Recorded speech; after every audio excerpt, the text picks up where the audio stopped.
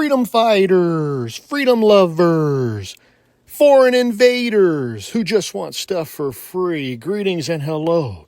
It is I, your favorite obscure social studies teacher, with just enough expertise to make things interesting, Mr. Palumbo, and this is the Professor Liberty Podcast. I hope everyone's doing well out there on this Independence holiday coming up, the real Independence Day, not this Juneteenth holiday that they came up with 5 seconds ago to again divide America.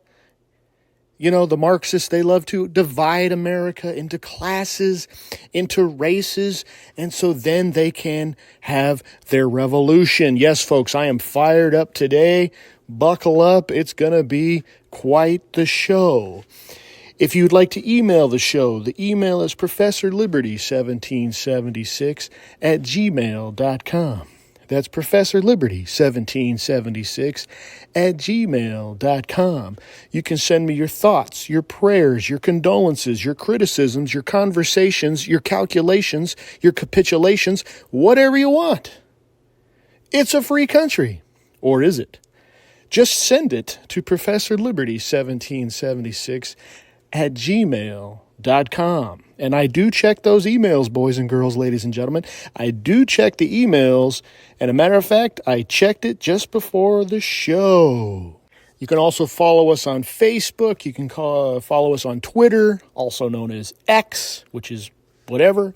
You can follow us on those platforms and help spread the message of liberty.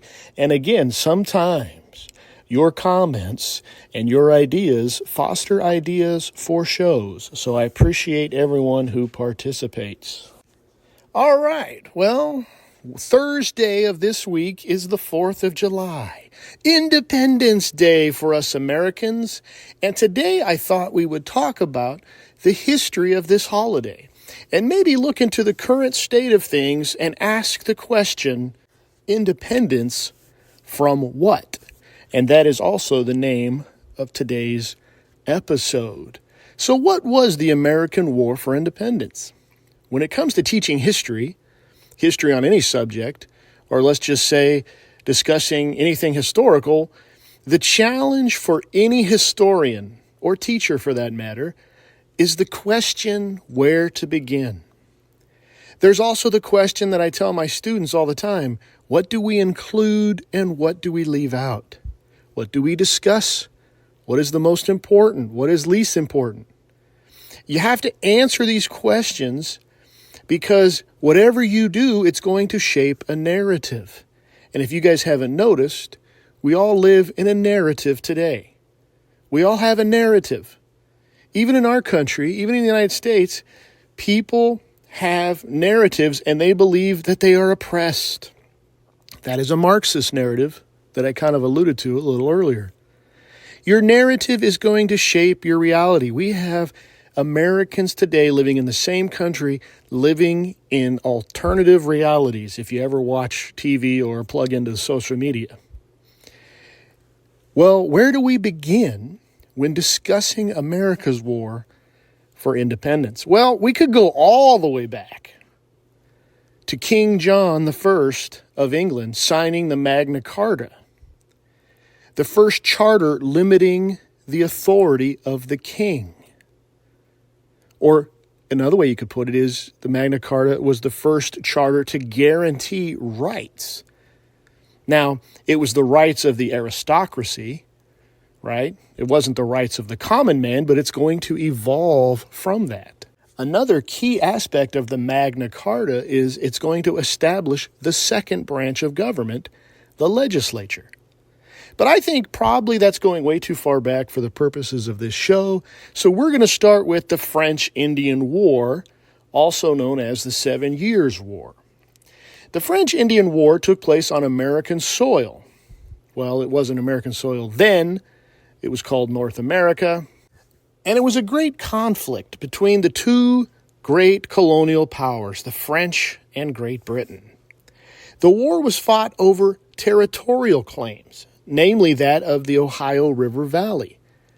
The French fur traders had been active in this area for decades, building forts and establishing trade networks with the Native Americans. British colonies, particularly Virginia, also laid claim to this region, seeing it as a prime territory for Western expansion. This competition for land and resources fueled tensions between the two European powers, and the Native American tribes were caught in the middle. Now, while there were Native American tribes on both sides of this conflict, the French had closer ties to the natives, mostly because they intentionally fostered friendly coexistence. For example, they had laws that any native who converted to Catholicism were considered, quote, natural Frenchmen. Fun fact, maybe some of you might not know this, a young Virginian officer named George Washington was found caught up in a scrimmage or a conflict that would spark the beginning of the French-Indian War with his disastrous defeat at Fort Necessity in 1754. The beginning of the French-Indian War didn't go well for the British. The French captured several forts, and the British attempt to retake some of those forts ended in defeat. These early battles exposed the weakness of the British military, which relied on inexperienced troops and tactics unsuited for fighting in the North American wilderness, something that will again come back to bite them during the American Revolution. The French, on the other hand, benefited from their alliances with the Native Americans, who were skilled at guerrilla warfare. The tide of the war turned in Britain's favor with the arrival of William Pitt as Prime Minister.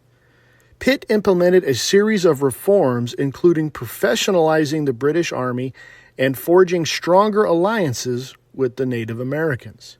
With renewed leadership and strategy, the British captured key French forts in Louisbourg and Quebec, ultimately forcing France to surrender.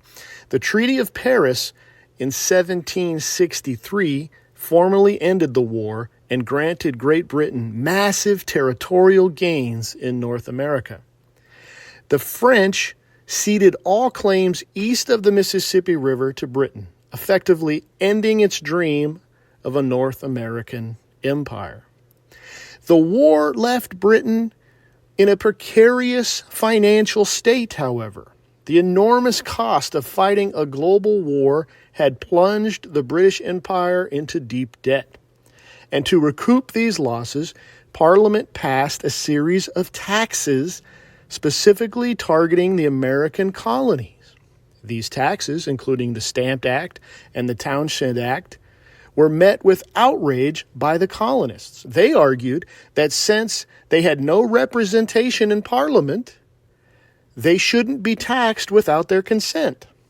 The principle, quote, no taxation without representation, became the rallying cry for the colonists. The colonists' frustration with British policies and growing sense of self-identity ultimately led to the American Revolution. So this kind of circles back to what we said at the very beginning, right? What precedent was set with the Magna Carta? It was this idea that you can't tax people without their consent. There's that legislative branch that came out of the Magna Carta. It is this tradition, this English tradition, which I tell the kids all the time, this idea of limited monarchy is where we kind of get this proto-democracy, this constitutional democracy that we have today. These ideas came out of this evolution of the limited monarchy in England, which quite happened by mistake if you think about it. But nevertheless, this is the tradition that the colonies grew up in. And it's very different if you look at areas that the French colonized, or especially areas that the Spanish colonized. This idea of absolute rule and viceroys and governors who were representative of the king and had absolute power. There were no personal rights. There were no civil rights. You can see how in many of those countries, let's just call it the countries in Latin America, they've suffered under volatile governments and dictatorships and revolution after revolution. It's because unlike the British colonies, who had a tradition of some personal rights and freedoms and limited government, many of the Spanish colonies and the French colonies did not have that same tradition. So why did the American colonies get so upset that Britain wanted to tax them so they could pay for the war? It's, the British did protect them from the French. You would think that they would be okay with paying for some of this war. Well, then we got to talk about, prior to that, Britain kind of left the colonies alone. It was called salutary neglect. It was essentially, it was a hands-off approach. Britain was focused on its vast global empire, and it was preoccupied with other European conflicts that they kind of left the colonies alone to manage their own affairs. Local assemblies in each colony functioned like mini parliaments. They created their own laws, they levied their own taxes, they raised their own militias, and this fostered a strong sense of self-reliance and autonomy among the colonies. In other words, they were accustomed to governing themselves. Well, after the war, the British government began to, like I said earlier, exert a little more control over the colonies. More rules and regulations, if you will. For example, Britain issued the Proclamation of 1763, which aimed to prevent further conflict with the Native Americans by restricting westward expansion. This angered colonists who had already vested in the land speculation and felt entitled to expand westward. The war also left Britain with a large standing army in North America, and this is going to lead to Parliament passing the Quartering Act of 1765. And this act required colonists to house and supply British soldiers stationed in the colonies. The colonists viewed this as an unwelcome burden and a violation to their right to privacy. They felt they shouldn't have to shoulder the financial responsibility for a larger British military presence they viewed as unnecessary. So as we already mentioned, the French-Indian War was tremendously expensive. Vast sums were spent on fighting the war across multiple continents, had left the British government deeply in debt. And to recoup their losses, Parliament looked to the colonies as a source of revenue. A series of taxes, as we already shared, were passed to raise these funds, and the colonists argued that these taxes were unjust. So I guess this would be a great time to also mention the Enlightenment. The Enlightenment was a philosophical movement that swept across Europe in the 17th and 18th centuries, and it emphasized reason and individual rights, and it also argued for limited government. It also challenged institutions like the monarchy and the church. Enlightenment thinkers like John Locke argued for the existence of natural rights. These are inherent rights by all people, regardless of social status or origin. Natural rights are rights that you have because you've been born and you're a human being. Rights, and these will sound familiar to some of you, some of these rights include life, liberty, and property. John Locke believed that these natural rights predated government and could not be taken away by a ruler. In his view, governments existed to protect these natural rights, and if a government failed to do so, or instead they violated these natural rights, the people had a right to overthrow that government. Is this sounding familiar yet? I hope so.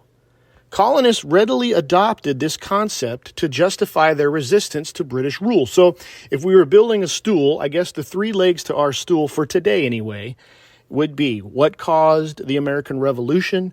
We would say the French-Indian War. We would say the no taxation without representation.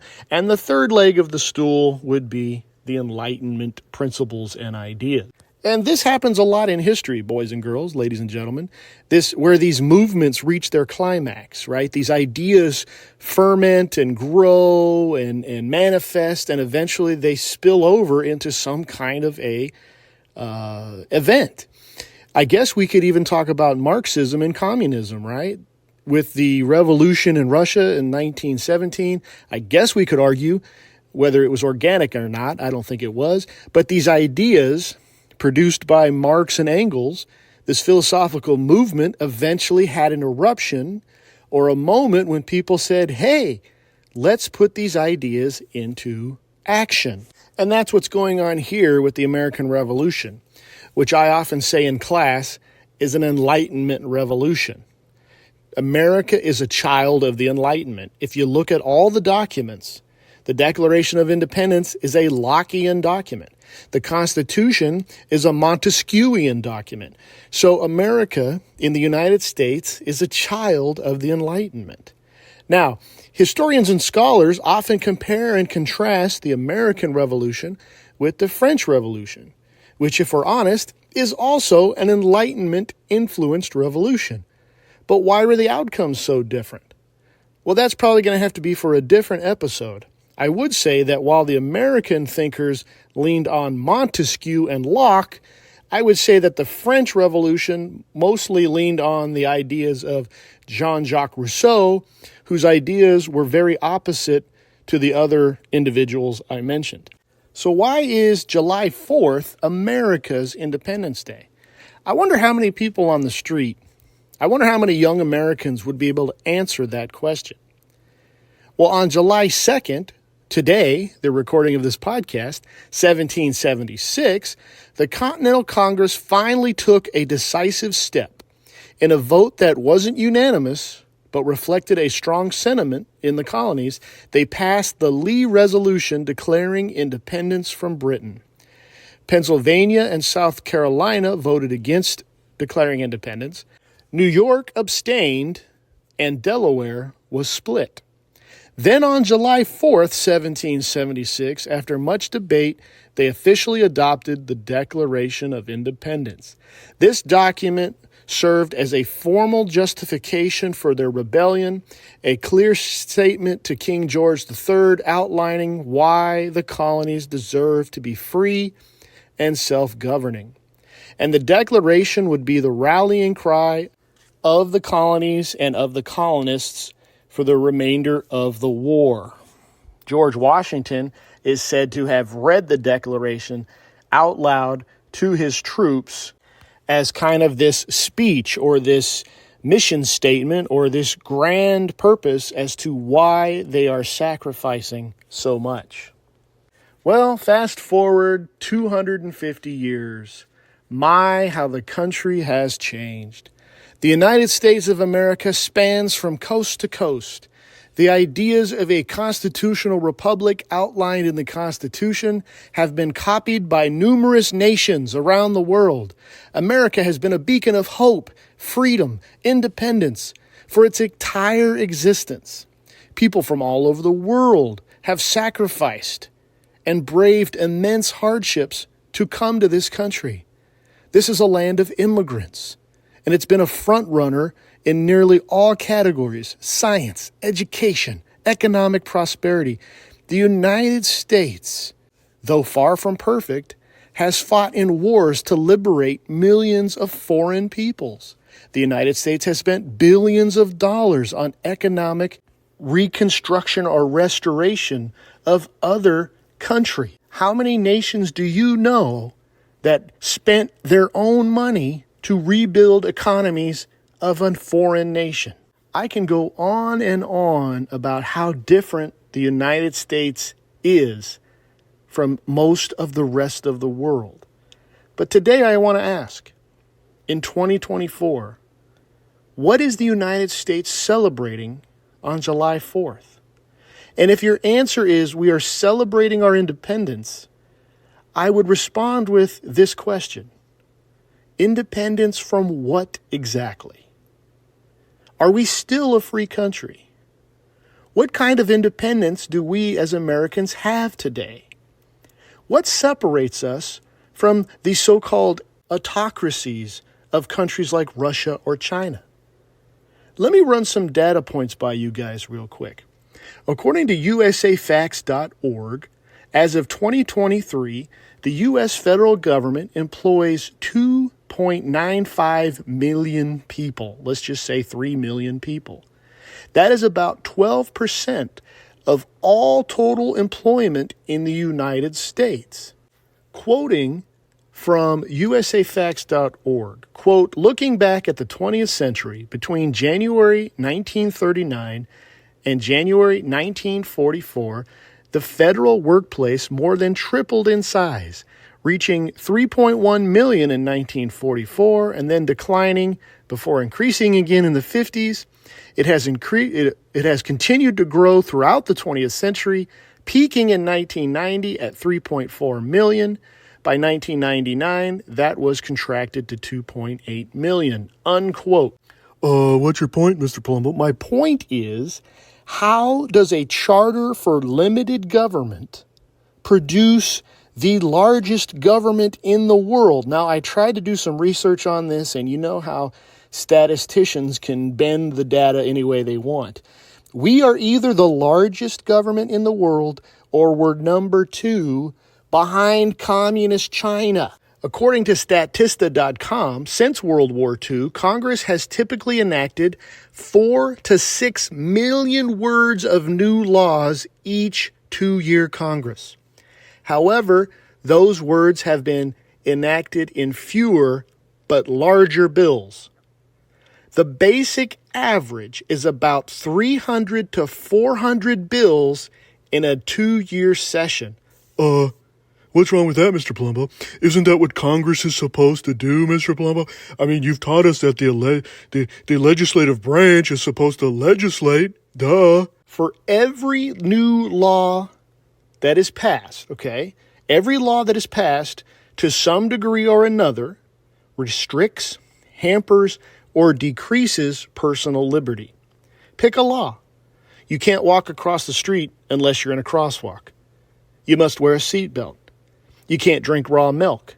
You must have a valid driver's license to operate a motor vehicle. You must have car insurance.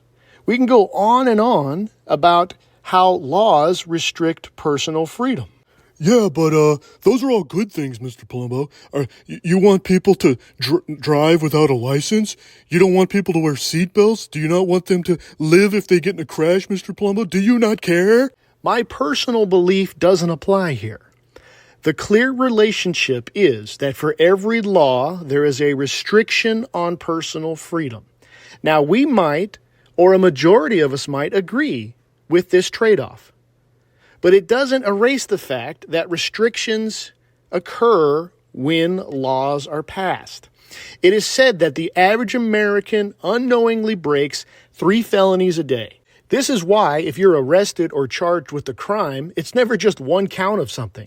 There's a smorgasbord of laws that the state and the feds can choose once you're in their custody. Does this sound like a free country to you? Well, we have, okay, fine. But we have free speech in this country, Mr. Palumbo. That makes us free. Seriously? Anyone with eyes can see that this is not true. If anything, there is a free speech for certain Americans, but definitely not for all Americans. The clearest example is in the use of the N-word. Black people can say it, brown people can say it, but if you're white, you better not say it. Or what about political speech? Well, the study came out in 2020. You guys might have seen this on the news. It said that 64% of Americans have opinions that they're afraid to share.